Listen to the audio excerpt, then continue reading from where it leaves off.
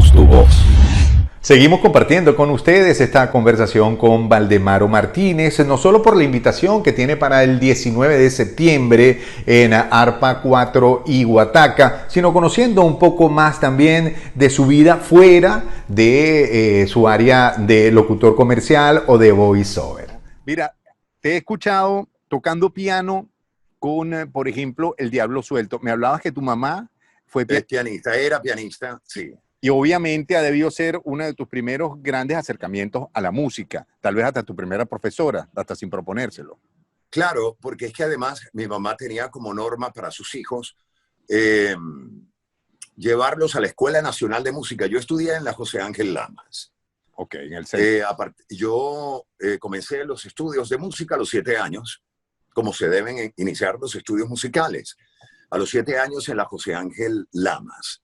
Y me acuerdo que el profesor que me hace el examen de admisión era Vicente Emilio Sojo, imagínate. Wow.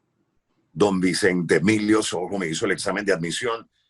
Yo era un chipilín ahí de 6 o 7 años y me raspó el examen de admisión. Yo estaba tan nervioso que yo veía a ese señor así con esos bigotes como de un libro, extraído de un libro de cuentos, y yo me puse muy nervioso porque la prueba consistía en ritmo y solfeo. Ritmo la pasé perfecto, porque él me decía, bueno, luego de que yo haga el toque rítmico, usted me trataba de usted. Lo sigue. Y entonces él hacía. Y yo, pam, pam, pam, pam, pam, pam. Y por ahí todo bien, pero cuando empecé con el solfeo, estaba tan nervioso que le hice una octava arriba que yo no podía llegarle. Y me raspó, y bueno, mi mamá luego, sus influencias, porque además mi mamá perteneció al Orfeón Lamas, que fue ese orfeón que creó el maestro Sojo hace ya algún tiempo. Fue muy famoso. Y bueno, le pidió por favor que me diera una segunda oportunidad. Oye, yo estaba muy nervioso y bueno. Excelente. Sí. Muy estricto, ese tipo de academias en nuestro país, incluso antes del sistema de orquesta. Ese era creo que se llamaba la Escuela Superior de Música. La Escuela Superior Nacional de Música. En la Urdaneta arriba, cerquita. Al lado de Santa Capilla, en la esquina de Santa Capilla. ¿Cómo no? ¿Cómo no? Gran. Todas las tardes ahí yo estaba allí recibiendo clases. Bueno, a mí me dio clase de ritmo Inocente Carreño.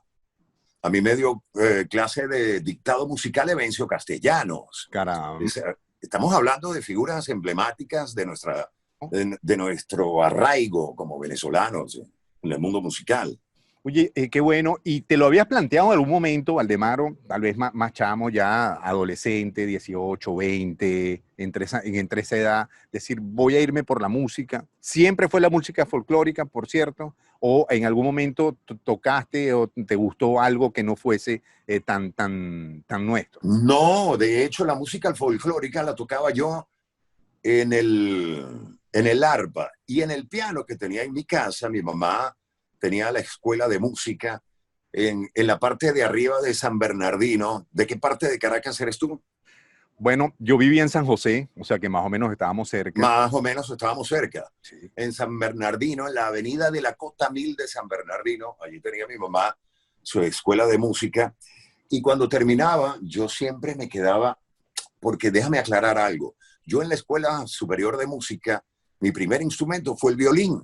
Mi primer instrumento como tal, como instrumento clásico fue el violín.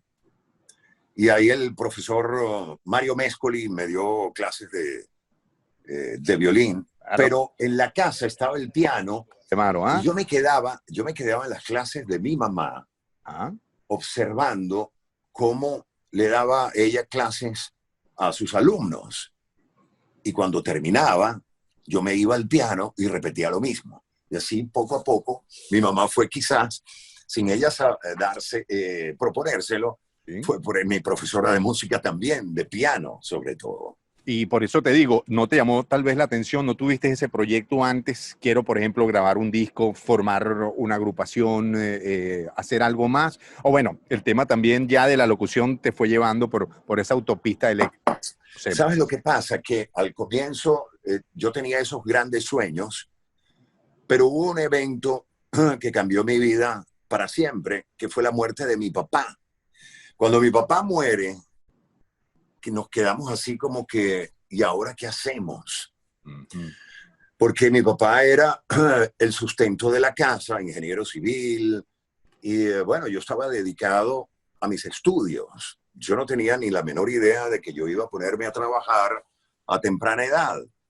Y entonces allí cambió mi vida por completo porque nosotros éramos seis hermanos y mi mamá.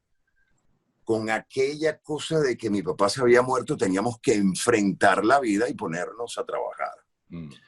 Entonces había que pagar el alquiler de la casa, había que pagar una cantidad de cosas, los servicios, mi mamá no podía sola.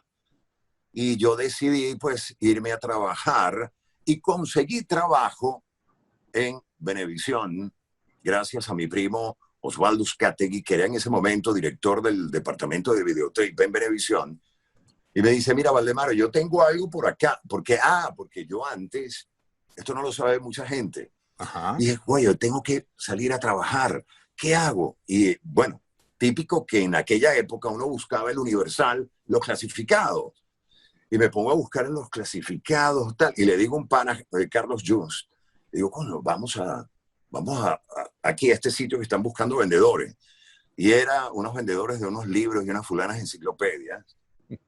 Yo dije, bueno, ok, vamos a enfrentar esto, necesito trabajo. Y me pongo un traje ahí que ni me... Bueno, una cosa ahí horrible, una corbata, y salgo a las calles de Caracas a tocar las puertas, y todo el mundo me tiraba la puerta encima, y yo dije, no, yo no sirvo para esto. Yo necesito hacer otra cosa. Y bueno, y caigo en Venevisión, y empiezo a trabajar en Venevisión Internacional como bedel de Venevisión Internacional. Yo tenía que dedicarme a limpiar Venevisión Internacional y el almacén y que todo quedara muy limpio allí. Pero dije, aquí yo no me voy a quedar. Yo no me voy a quedar aquí en Venevisión Internacional como bedel toda la vida. Y total que le hice un cambio a lo que era el almacén, porque, para que la gente lo entienda, Venevisión era Venevisión en la colina y la quinta Panorama, la quinta que está al lado, era el departamento donde se hacían las novelas que se editaban para luego ser transmitidas afuera, en Miami. Esas cintas estaban todas clasificadas y se iban vía avión a Miami o a donde fueran a transmitir esas novelas. Total que le hice un cambio y ese almacén quedó, bueno, uno podía hasta comer en el piso, una cosa que quedó perfecta con Cardex y tal. Tan bonito quedó el almacén que el señor Rodolfo Raccelli Ferrari y Benjamín Pérez, que era la máxima autoridad ahí de Venevisión Internacional, pues le decían a los invitados con eventos especiales, tienen que bajar a ver el almacén de nosotros acá, cómo tenemos nuestras novelas. Y bueno, nada, ese fue mi primer trabajo oficial. Oye, en Venevisión Internacional. Interesante esa historia, ¿no? La verdad. Sí, sí. Yo no la conocía y estoy seguro que mucha gente tampoco. Muy poca gente, porque muy pocas ocasiones he contado yo esa historia. Somos tu voz.